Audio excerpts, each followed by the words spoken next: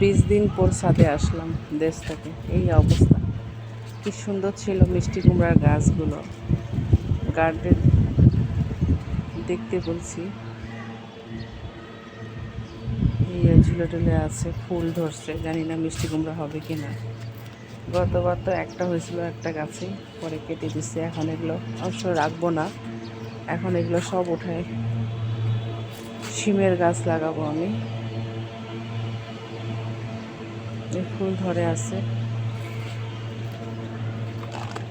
এদিকে আবার তরমুজের গাছ, চাল কুমড়ার গাছ একসঙ্গে আছে। দেখলাম যে তরমুজ একটা ছোট হয়েছে, আর একটা গাছ বাঁধে দিতে যায় একটা গাছ ছুটে গেল আমার। ওদিকে একটা চাল কুমড়ার গাছ, লেবুর গাছ মরে আবার নতুন করে হচ্ছে।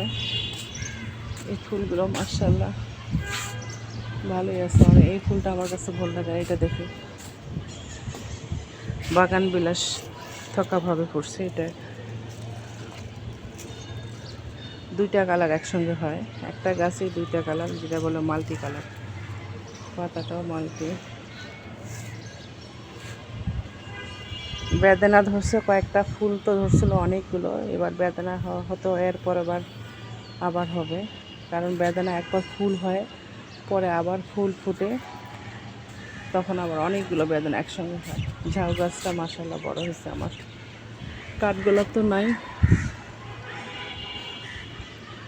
2 বছর পর সার্থক হয়েছে কাঠগোলাপ গাছ। 2 বছর পর ফুল ফুটছে আমার। গতবার দেশ থেকে এসে দেখি কাঠগোলাপের ফুল থোকা থোকা ফুল ফুটে আছে।